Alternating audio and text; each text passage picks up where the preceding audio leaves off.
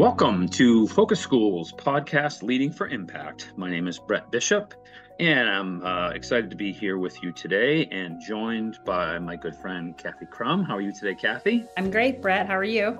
I'm doing well, doing well. And we are both really excited because today we're being joined by one of our Focus Schools colleagues. We are really excited to have and want to welcome Miriam Friedman. How are you, Miriam? I'm doing well. Thank you. How are you? Doing well. Thanks so much for joining us. So our podcast today is we're excited to have Miriam here because she's going to share with us some insights on how she, as a school leader, thought about the idea of using data in their schools and has helped schools to do that. So we're looking forward to hearing from that a little bit about that from you, Miriam. But if you could just talk us through a little bit of your work history and what you've done in your past, so folks who are listening will get to know you a little bit.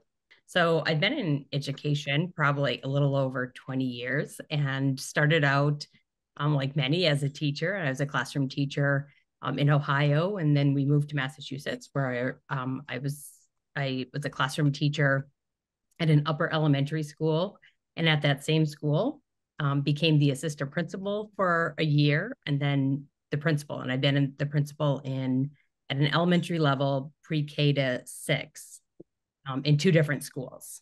That's interesting to me. I always think of that when we're elevating, folks are elevating through the sort of chain of education. One of the things that's interesting to me is people who become a principal in the school where they previously worked at, or become a principal, their first principalship in the school they didn't work at. It's always, there's obviously benefits to both sides, but interesting to hear that path. So we're really excited to get started to talk with you today about this issue of data. And Kathy, want to get us launched? Yeah. So, Miriam, you, first of all, have just been a wealth of knowledge for me when we think about using data. And in the schools that I work with, boy, there's just so much data and so little time, it seems like, and so I was wondering if you could give us some insight about how some things that you did to systematize your data conversations at your schools. Yes, I think I should start with, I've done a lot of learning since I've been with Focus Schools, and just to see what are some of the best practices. So a lot of the information too, I think, oh my gosh, if I would have known this now, or I've learned such great practices from principals that we work with, how wonderful it would have been for our students and our teachers. But so a lot of this is just a combination of all that information, but it really comes down to having expectations or some sort of system every time you talk about data. And when I say talk, it's like taking away some of those data meetings, because we know we hold those in our schools. Those are expectations. We have data meetings at PLCs or at building levels or whatever it may be. But I found some of the best data conversations happen much more organically. And by having systems, that's when you know it's going really well. When a teacher pulls you aside and says, come in here. I was going to be working on this as a result of a PLC, and they want you to come in and see it in action. So those are, I think, the most valuable data conversations, because teachers aren't using the word data, and they're using it with their instruction with students, or they're using it so that students are using their own data, but we're not sitting down and having the scary data conversation or data talk, because they're using real live data in the moment. So it's either student work or it's how students are presenting or sharing information. But that's really when you have a good system, is when people are grabbing it, or when we come into a meeting, it's when teachers are choosing some of the data. So I worked in one of my schools, I worked with 2 amazing teacher leaders, and we knew we had gotten to a good place when they said, why don't we see what the teachers want to talk about? And the teachers had answers. The team said, this is what we want to look at, because that's really going to tell us whether what we're doing is working or not, be it in math or in reading or writing. So that's a really important part. And then the other part is just celebrating nonstop. And if you have to force celebrations. And I was so glad that I had a meeting today with a principal that I'm working with, and she shared something that seemed so minor, but it was huge. She had her first set of data meetings in her building. She's new to the building, and she had prepared celebrations just in case the teacher struggled with it. And she had a teacher that struggled with it. So being the administrator that looks at the data, and if you anticipate that your teacher might feel a little disappointed in what the data's story is, to really be able to pull those celebrations. And the principal said the teacher wanted to go straight down the path of the changes that had to be made. And I pulled her back and I said, wait a minute, I have a list of 5 celebrations. So what are yours first? And so that's the other part, is making celebrating a part of the culture. So I'm kind of in summarizing what I am hearing is that you have the regular data meetings and /PLCs, but then the result is that in the classroom, the teachers are using that data, but also finding other sources of data, such as the student work or the implementation of something that you guys wanted to do. And then, of course, the celebration. As you're talking about that, I'm thinking about a school that I worked in, where the system got itself all the way to the students, and the students were actually reporting their data celebrations and their data. You could walk up to them and they had goals or whatever, and they knew their scores and they knew their goals, and they could tell you that this is where they were, and they could talk with each other too about their data. And one of the best little comments I ever heard was, well, you know, my data is really going up in reading. My reading score is really going up because I read all the time, but he doesn't read at all, so his scores aren't going up. I'm like, there you go. Somebody did a lot of research and told us if you read more, you get better at it. And she already knew that. So, but anyway, I say all that to say that the system really did get all the way down to the students, and that everybody understood that. Right. Work. I wonder also, you both were kind of touching on something I'm really interested. So there's a couple of things that sort of merge together here that were in my mind, is that, that issue of how do we make sure that whatever we're doing with data gets to the, teaching and learning, right? So it impacts the teaching and learning, and to what degree is your communication system play a part in that? So if you could talk a little about that, Miriam, that'd be helpful.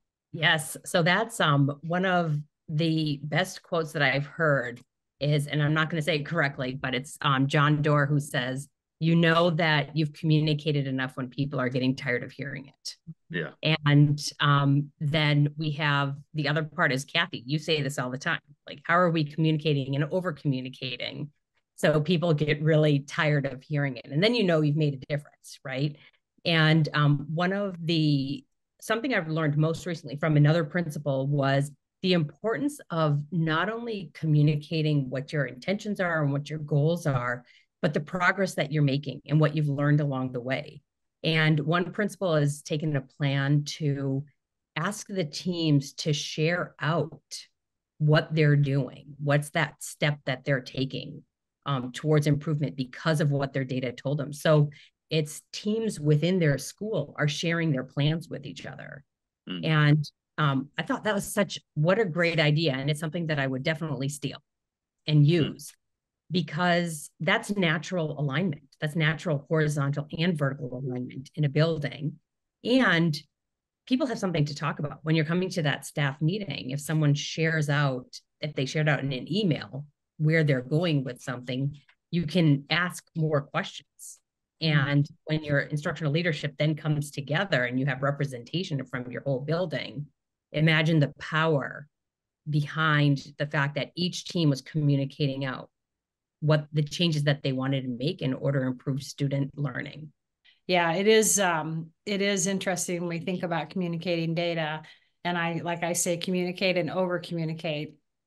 And you talked about the verbal way of doing it, but also, just when data is posted, and we use our newsletters that we talk about all the time, and Focus Schools, where we have our good news, our important news, and then bold next steps around data. Those kind of communications are really, really important. And just simple key messages of celebration are some things that I've seen, that really bring it home, because we are so inundated, it feels like. And so if you don't find that point of entry to communicate, it can sort of evaporate, it seems like. So if we think about how can we take systems that are created by others and make it so that it's impacting how we're looking at student learning and how we're looking at our instructional practices. So if you take an example, there's a company that comes in and they help you fundraise, right?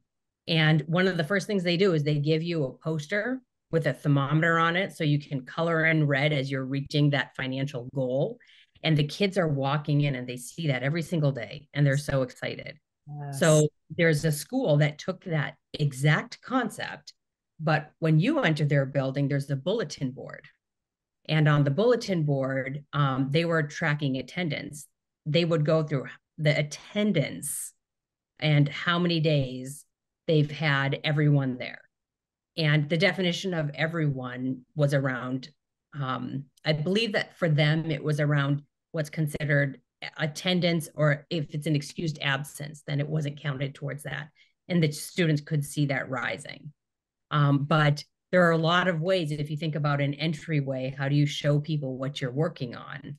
And when it's the reading month, like that was always something that was celebrated in my early days. And as a principal, we talked about how many books we had read, and students were graphing it and then sharing it. And but there are so many ways to do that where the students can create the charting, or we can have it as they're entering.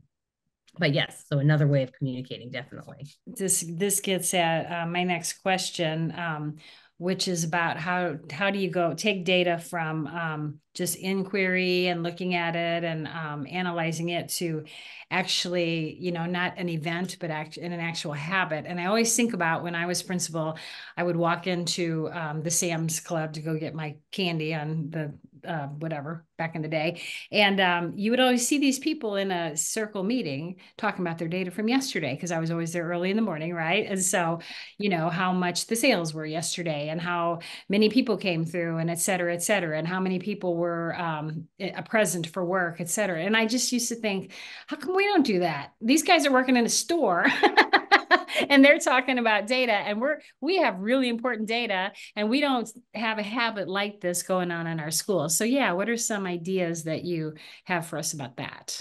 I think a big part is just revisiting goals on a regular basis, and both students, but then also the teachers. And so those are a lot of check-ins. So we have systems and structures in place for formal check-ins. And I'm not referring to those, because those tend to be more few and far between. But a lot of what I've been learning about too says frequent check-ins, but then at the same time, as the building leader or as a leader in general, the follow-up question is, how is this going? And then, is there anything that I can do to support you? Or is there anything that you need from me? And sometimes the teachers will say no, because they feel like they're all alone, right? They're all alone on this island, and I have to work with these 25 students and I have to fix everything for them. But there are ways of a principal being able to step back. And that's what there's been a lot around emotional intelligence lately and how you can utilize that.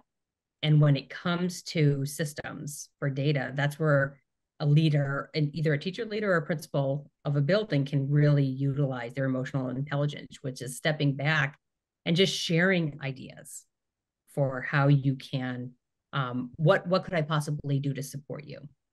And sometimes it's coming in and doing quick data collections based on what the teacher asks and leaving it there and walking away. So just providing them the feedback that they are requesting, be it with tally marks or just quick comments that you write down, and walking away so that they can do their own analysis and make changes. But if we do that, there's always a follow-up. Did that information help you? And what can I do next? So it's really constant following up. And that's not hard to do when you see people in the hallway, or if they're walking in the morning, or just leaving your door open. If you have to be in your office, having it open. This was not me, but this is the former principal of the same building that I worked in. She made sure that she was sitting out in the office every single day for the first hour before school started. And that was a really great practice that people shared. And then it was access. It was access so that the conversations could always continue and be more organic, rather than, what is she going to want this time, right? If she walks in, or if she's coming into my room. So it's an interesting thing to me about this, when you were talking about, well, how do we actually make that shift? Because I always hear that phrase, keep the main thing the main thing. And how do we make the culture organized around student learning and less around adult comfort and more around what the kids need and all that. But there are some things that seem to me are just within our control and some that are out of us, outside of our control. But one of the things I love so much is, as a leader, you can control what you say, what you write, and where you go. So those kind of things to me are good news for us as leaders, because I can control that. And what I'm talking about, like you said, if I'm talking about it enough where I'm tired of talking about it and they're tired of hearing it, then that probably means it's probably the right amount. But it's the same thing with writing and like making sure that I'm out there, I'm in the school, I'm where the learning's happening. I think those are all good news pieces for us, because it can feel so out of our control so many times, so many things just happening, so. But this is to me, this is a really exciting conversation, Miriam, and your insights have been so helpful to us in learning from you, and we're excited about this shift that Focus Schools is really trying to make. A lot of schools we're supporting to make sure that data is driving our decisions, that we're using data everywhere. So on behalf of Kathy and I, we just want to say how much we appreciate you coming and talking to us today. Thank you. Thank you, Miriam. And for those who are listening, thank you so much for taking your time to join us. We love sharing with you with the podcast. We hope that you will come back and listen to others if this is the first one you have. And please also go to our website, www.focusschools.com, and you can find places to connect with other schools with our social media pages, which are there. Please make sure to like and follow, because you are getting a chance to share and be shared with from people who are doing the same work that you are. And know that the team at Focus Schools, we're all educators, and we have a huge amount of respect and admiration for those of you who are giving your professional lives to students who need it. So thank you so much for all of that. We hope you'll listen to us again and enjoy your day.